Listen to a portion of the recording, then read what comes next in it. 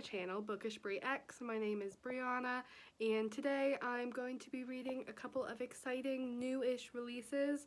I'm about to go for a walk, and I'm going to start The Final Girl Support Group by Grady Hendrix. And then another one that I'd like to read is Empire of the Vampire by J. Kristoff.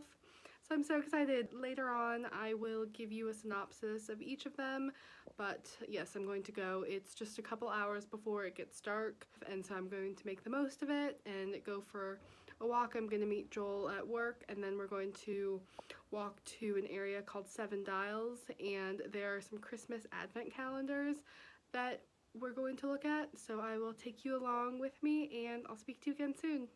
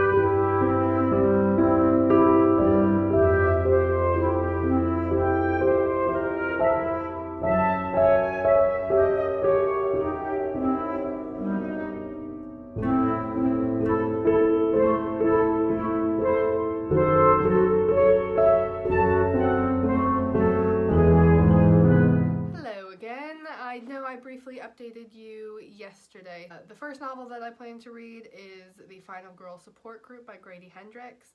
I'm now about halfway through. It's been less than 24 hours since I spoke to you, but because I'm listening to it on audiobook, I've gone on a couple of long walks. This morning I had an appointment that was 3.5 miles away, so there and back I got quite a bit of reading done, along with when I was making my breakfast, getting ready, and then when I was making my lunch. So I spent a fair bit of time reading that, so I will be done with that shortly. The sort of general plot of that is it's set near Halloween.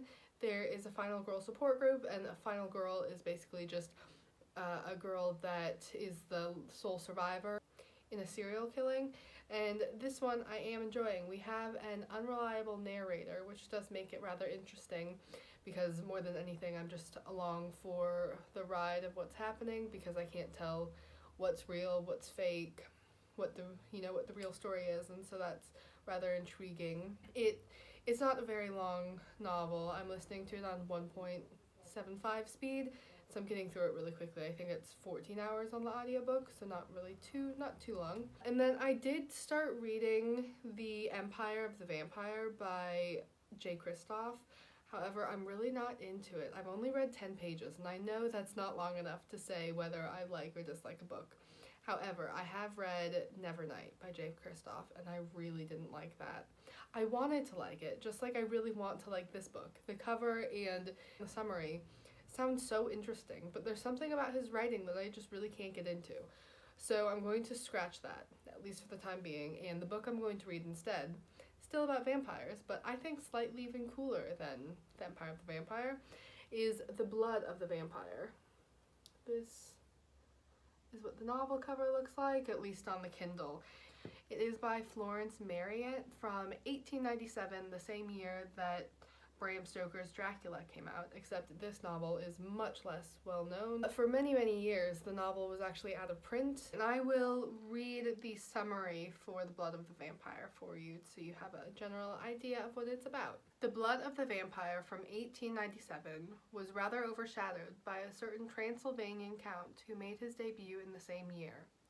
Although there are similarities with Dracula, Marryat's vampire is female and drains her victim's life force rather than their blood. Harriet Brant is the daughter of a mad scientist and a mixed-race voodoo priestess. Brought up on her parents' Jamaican plantation, she is forced to flee to Europe after the slaves' revolt. Although everyone is initially attracted to Harriet, people who get close to her seem to sicken and die. Marryat's psychic vampire represents both the racial other and the new woman of the period, both of whom were perceived as a threat to the fin du soleil society. This curious novel engages with key debates such as race, women's rights, heredity, syphilophobia, and the occult. And this edition is pretty cool because it has a critical introduction, suggestions for further reading, a biography on Florence Marryat in chronology, explanatory notes, appendices including contextual materials on female sexuality, of female behavior and hysteria, race, eugenics, and the occult. I am very excited for this novel. It isn't too long. It'll just take you along throughout my time reading these two novels. It is nearing Halloween, so though this isn't going to be a Halloween vlog, it is going to have sort of gloomy gothic feels to it, I hope, considering I'm reading about the final girls that survived brutal murders and about vampires. Yes, I'm going to refill my cup of tea because it's nearly empty. I am going to sit on the couch and read the introduction for The Blood of the Vampire, and this evening Joel and I will be going over to our friend Ruth and James's house. So it's a fun-filled day, and I will speak to you again after I've gotten a bit of the way through.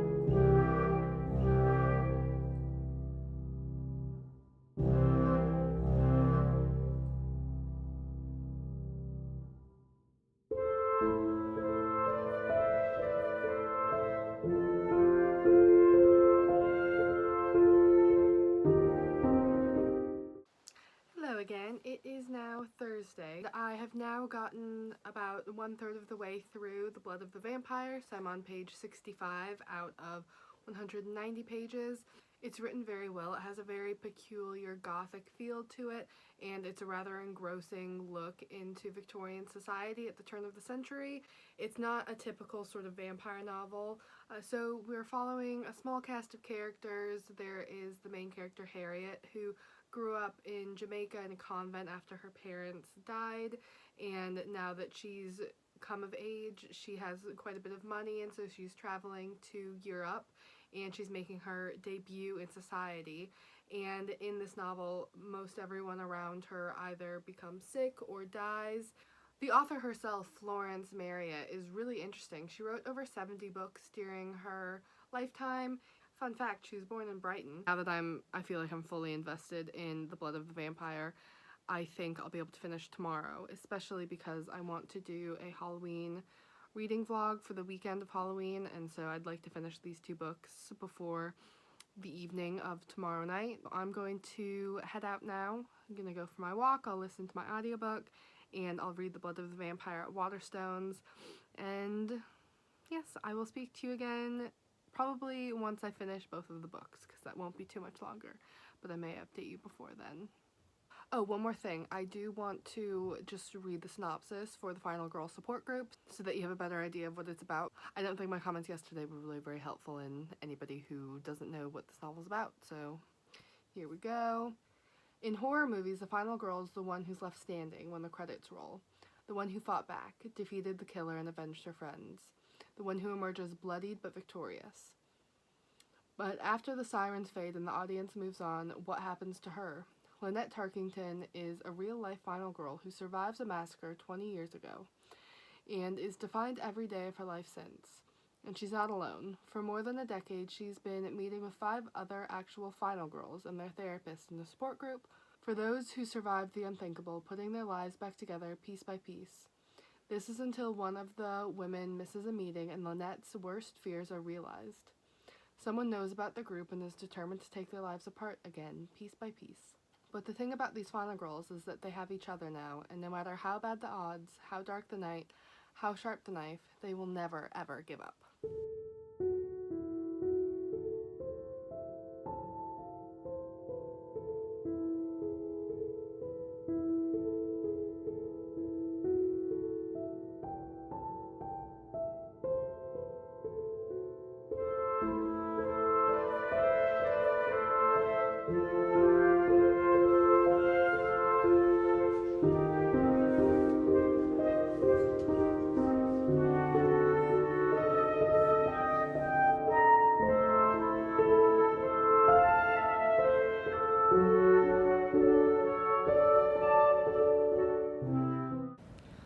Currently sitting in the graveyard attached to St. Nicholas Church, which is the place that Florence Marryat was baptized. I was speaking to Joel last night just about how it was pretty cool that Florence Marryat was born in Brighton. From that, Joel was asking if I knew where she was born, saying that we could go there to visit, and the Keep, which is the archival library in Brighton, they don't have any records before 1837, and so unfortunately I don't know where Florence Marryat was born. Maybe it's somewhere on the internet, but we couldn't find it. However, Joel signed up for a genealogy website, and through that he found her death certificate and her baptismal records, and so we found out it is at the St. Nicholas Church in Brighton, which is less than a mile walk from our house. So it's very exciting. I'm now sitting outside in the graveyard bit, and I'm just finishing up reading the novel. I have about 20 more pages left. It's so fascinating being able to research history and find out so many just awe-inspiring facts. I'm so grateful to live in a place with so much rich history. Coming from the US, from my hometown, the first house was built in the 1980s. It's so amazing to now live in a place that has history going back so far, and to be able to read these Victorian novels, and the vast majority of them speak about Brighton, and so it's just really cool to be able to live here and to also be able to travel to the other places where they've lived. Like over the summer I went to William Wordsworth, both his childhood home and Dove Cottage in the Lake District. I'm able to read literature from such wonderful minds from so long ago. I'm very grateful for literature. I'm grateful for my love of learning and my ability to seek out new information. It's really fun to be here. I'm having a wonderful time. I'm going to finish up this book and I will update you as soon as I'm done. And a bit of a spooky fact about Florence Marryat is in 1874 she conducted an interview with a clairvoyant, and from that it led her on her journey of spiritualism. And she did a seance to contact her brother who was killed at sea, and she also did seances to contact her 2 daughters that died. She was married 2 times and she wrote over 70 novels. She really was such an influential person during the Victorian period, and I was doing a bit of research and it said that because of her spiritualism she kind of went out of fashion during the modern period. But it's really cool that her work is now re-emerging, and there's been a biography on her, and I'm really excited to read more of her novels. She's really such a good writer. I was reading that from 1885 to 1897 she wrote over 40 novels, which is just amazing. She was also an editor for a magazine and an actress, and for the last 14 years of her life, she had a partner who was 33 years younger than her. He was also an actor, and she really is just such a fascinating person. I put a link to a Yale website that has a photo of her sitting on a bench in Brighton. There's one novel called There Is No Death that relates to her spiritualism, and that's a book that I would like to read.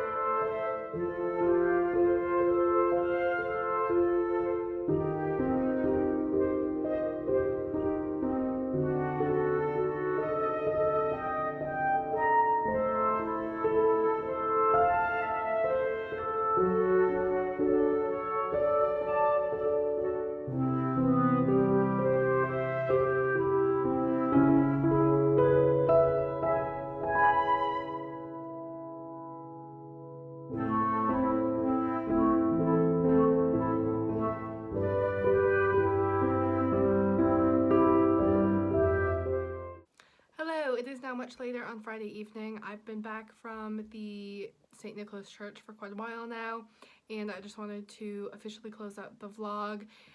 In the last clip, it was rather windy and the lighting was pretty bad. It was so wonderful to be able to visit a place that I know that Florence Marryat has been to, and I finished the book while at the graveyard, and I really liked the ending. The whole book was really good. I would say it's probably about 4 stars, maybe a little higher, maybe 4.5. I'm not sure it would be a favorite of all time, but I'm really excited to read more work by Florence Marryat. And I also finished the audiobook for the Final Girl Support Group. That was alright. I would say maybe 2.5, 3 stars. It was a really easy read. So it was nice for walking, cleaning, cooking, those sorts of things. Yeah, it was just an average book. I would say my favorite book from Grady Hendrix would be The 7 Book Club's Guide to Vampire Slaying. That was really good. I read the last 100 pages just in one go because I was really enjoying it. I'm going to close out the vlog now. Thank you so much for joining me. Please subscribe if you enjoyed this video. I put out weekly videos every Friday, and I look forward to seeing you again next week. Thank you. Bye.